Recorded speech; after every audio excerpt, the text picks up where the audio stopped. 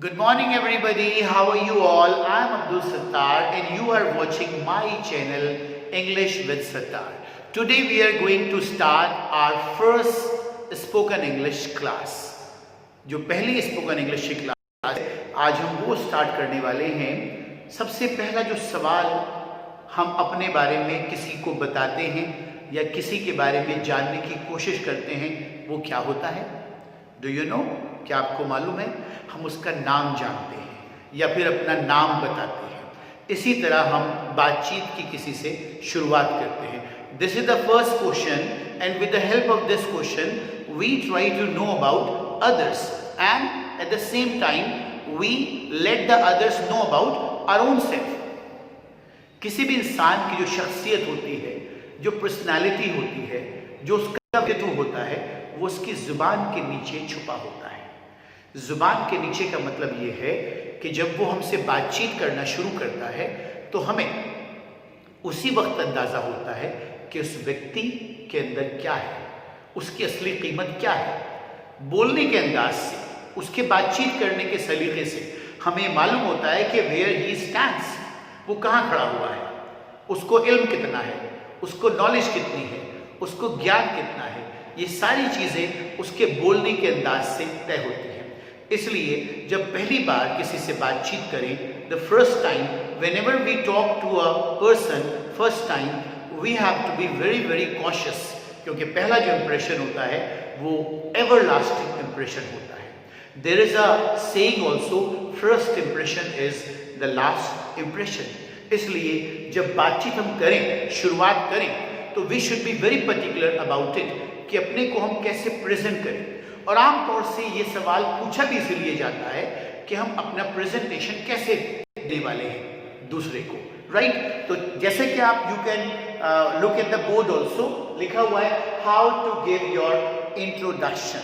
We are dealing with the very basic question today of English कि हम कैसे अपनी बातचीत की शुरुआत करें। This basically the ice breaking question.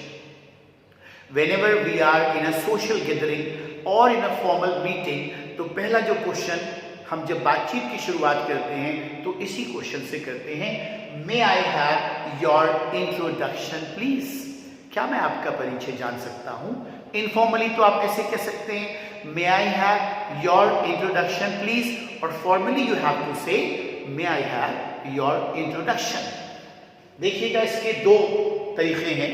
एक तो होता है whenever you have to attend a formal meeting, whenever you have to face an interview, और एक होता है informal, whenever you are in a social gathering, जब भी आप किसी social gathering में हैं या एक आम सी कोई मीटिंग है, वहाँ पर ज़्यादा फॉर्मेलिटी को नहीं निभाना है, तो वहाँ के लिए भी देखिए नेम। सबसे पहले तो यही आता है, मे आई नो योर नेम, क्या मैं आपका नाम जान सकता हूँ?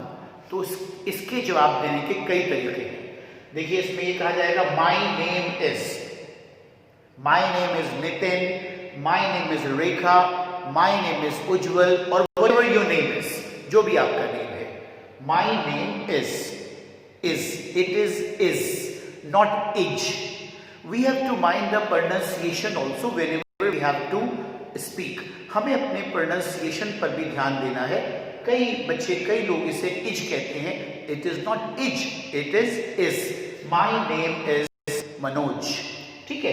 एक तरीका ये भी है, I am, my name is this, और आई एम। यहाँ पर जो दूसरा क्वेश्चन आता है formally, whenever we have to speak formally, अपने प्रोफेशन के बारे में हमको बताना पड़ता है।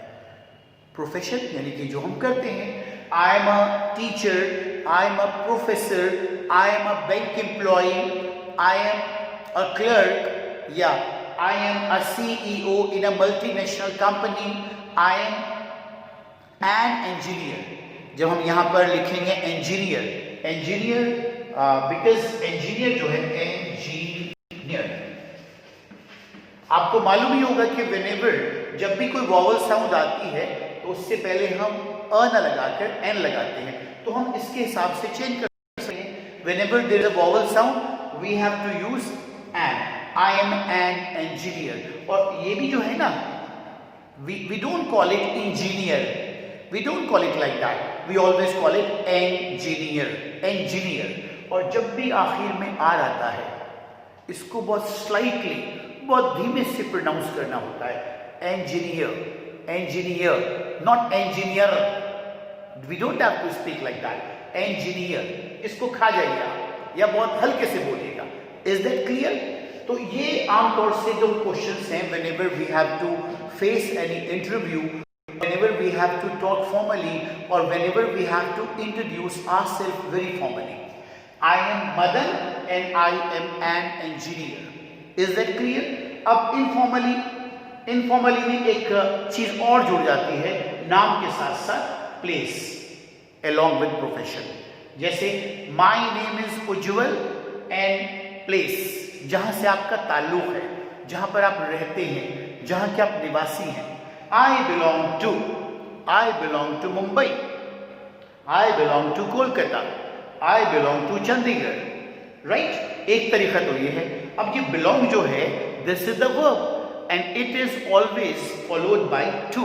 I belong to, इसमें बच्चे ये गलती भी करते हैं आमतौर से, I am belong to, ये भी कह देते हैं कि I am belong to, जबकि हमें ये नहीं कहना है, I के साथ am नहीं लगाना है, because this is the present indefinite tense।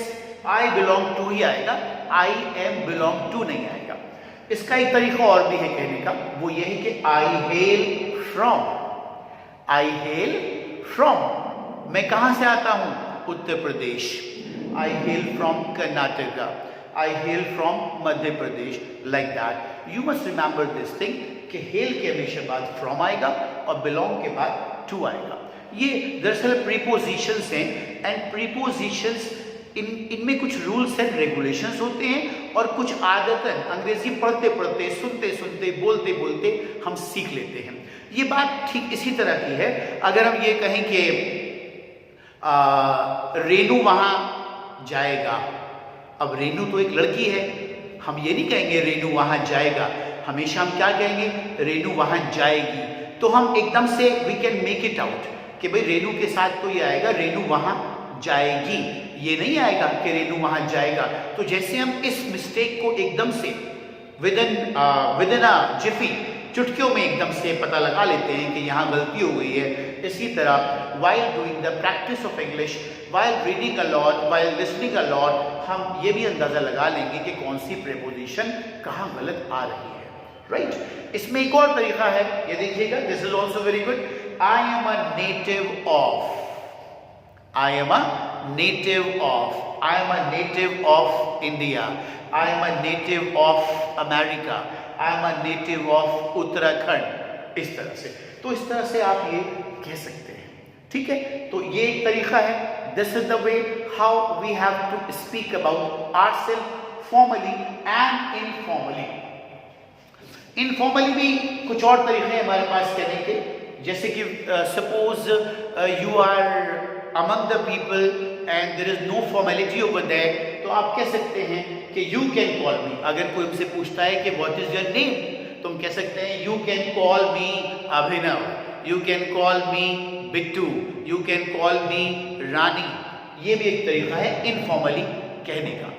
उसके बाद जैसे you just enter at a public place, जो गैदरिंग है वहां पर, and the gathering is quite informal, तो आप कह सकते हैं hey there I am Abdul, like that. इस तरह भी कह सकते हैं। या दिस इज रमन, एक तरीका इसका ये भी है।